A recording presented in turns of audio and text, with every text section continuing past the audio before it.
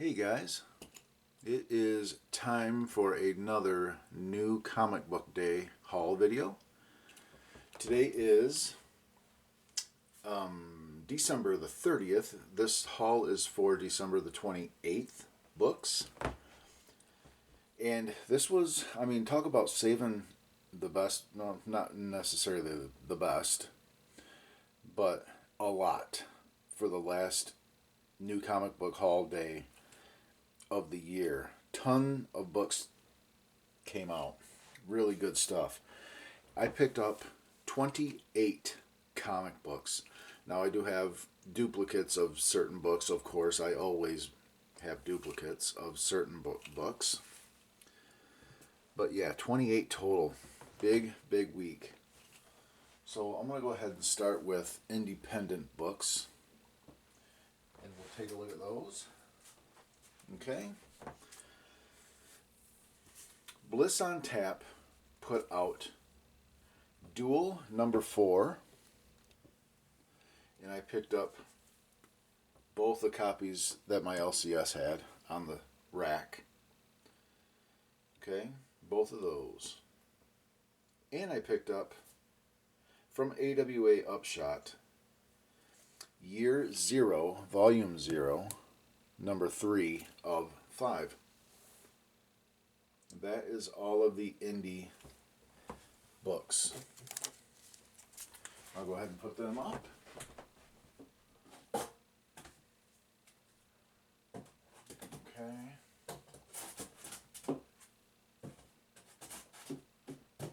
Okay, and now we'll go right on to DC, because Marvel's the big winner this week, as always with me. But I do have quite a bit of DC, really. I have a stack of DC.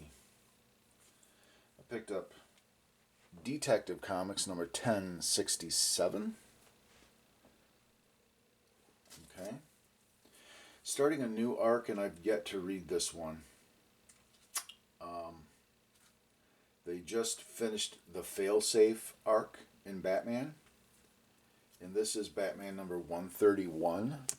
Start of a new arc. I bought 2 copies of that. Okay.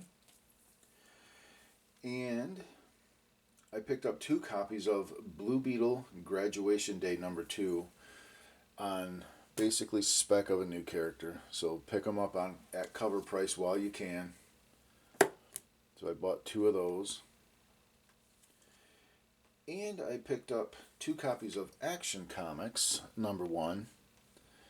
And I read this one, and I liked it. I like how they retconned the whole Superman's identity is known to everyone. They retconned that. And Luthor did something to the world or whatever to take people's memory of who Superman was away. So now he's got his secret identity back intact now. So hopefully we'll get more of a classic version of Superman who has his identity as Clark Kent and Superman. And Superman number 1 will be coming out. So they're kind of relaunching a Superman idea, which I'm happy about because I like Superman. And I just have not had any love for the current iteration of what's going on in the Superman world. So hopefully they get back to something that resembles Superman a little bit. So I'm looking forward to that. And I picked up a copy of Batman Beyond, The White Knight, number 7. And I just kind of buy this for the collection value, just for the collecting. I'm not really into Batman Beyond universe at all, with Terry being Batman and stuff like that. It's hard for me to get into because Batman is Bruce Wayne, So this Batman Beyond thing, it's okay, but it's not really my thing. Let me go ahead and put these up in the box. And then after that, we will move right on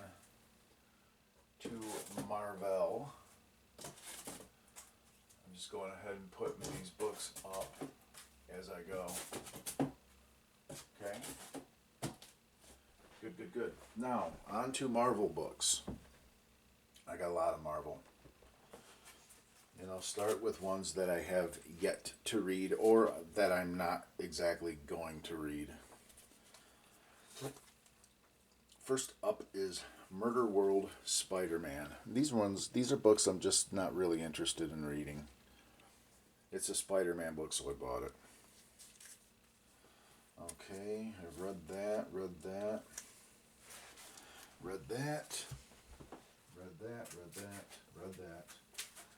Did not read these, but I'm going to. Here's one. Did not read. It's another Spider-Man book. And bought this basically on spec of a new female Mysterio. Is what I understand to be out in this. So, like I said, if you hear that something new is coming out in the Spider-Man world and you can get the book off the shelf at cover price, why not pick one up? But I'm not interested in reading this in the least. Okay. One that I have not read yet, but I'm going to, is She-Hulk #9, and I have enjoyed the She-Hulk series. So I did pick that up. And I picked up the facsimile of Savage She-Hulk #1, facsimile edition #1. Okay. More books that I have not read, and that's all basically that I haven't read that I'm not going to. These next two I have yet to read, but I am going to read these for sure. First is Star Wars High Republic #3. I got 2 copies of that. And like I said, I've yet to read that one. Next, sticking with Star Wars, is High Republic The Blade #1. 2 copies of that one. And like I said, I am going to read those. And the rest of these books I've already read. And I just actually got finished reading this one. And this book was awesome. Just gritty, a touch dark. This is what Moon Knight should be.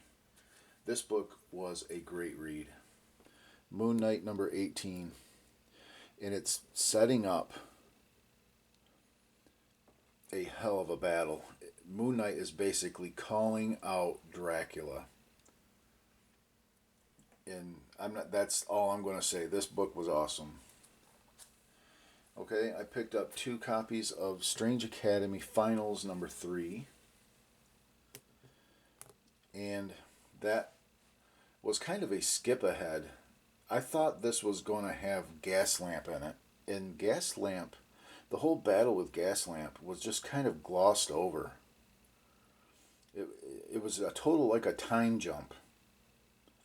So, I mean, that's a little disappointing, but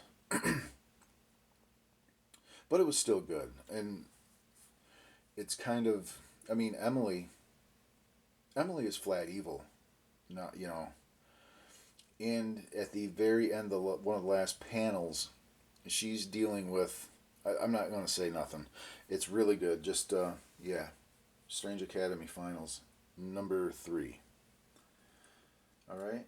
Venom #14. That was pretty good, and it was nice to see Eddie's kind of evolution of where he's going to make things kind of make sense.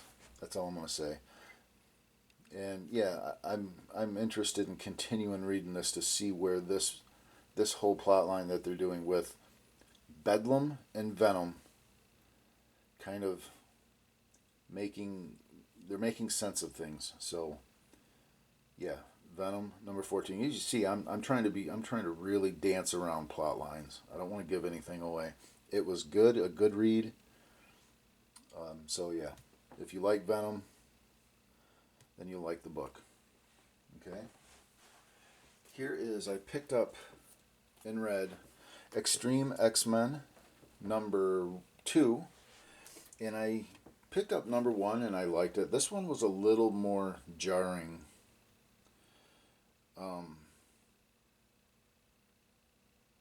It was just kind of all over the place for me. It was hard. The read was tough with this one. You know, sometimes Claremont needs to just simplify things. And sometimes, you know, like this one was tough to adhere to. It was hard to comprehend almost. You know, that's how it was in the middle of the book. And then it, you know, where you're kind of drifting mentally in the middle of the book. And then it got easier towards the end and it kind of reeled me back in. But man, in the middle of this book, I was kind of like, what is going on, you know? But, I mean, that being said, I will stick with it and go with number 3. But I'm growing a little tired of the whole Ogun thing. Ogun and Kitty Pryde dynamic. I don't know, it's not the strongest story. But the art is great. Look at that cover. It's an amazing cover. The art is great. The story's decent, but it's not the best X-Men story, but it's still better than the Krakoa stuff that's going on. I'll stick by that. It's still better than current X-Men. Okay. Here is... You know what? Let me get some of these books out of the way. Let's get a stack of these things out of the way. Want to? Let me go ahead and put these up. I'll be right back. Give me a second. That one. Okay. The blade. Where's the other blade?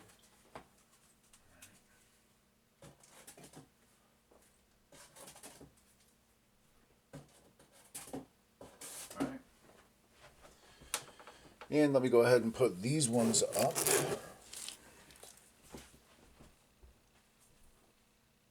And we'll get to the last ones. Final books of the day. But yeah, this is a really big week. Okay. Alright. Next up. Timeless 2022. Number 1. Okay, I got 2 copies of Timeless. And this was a fun read. I really enjoyed this.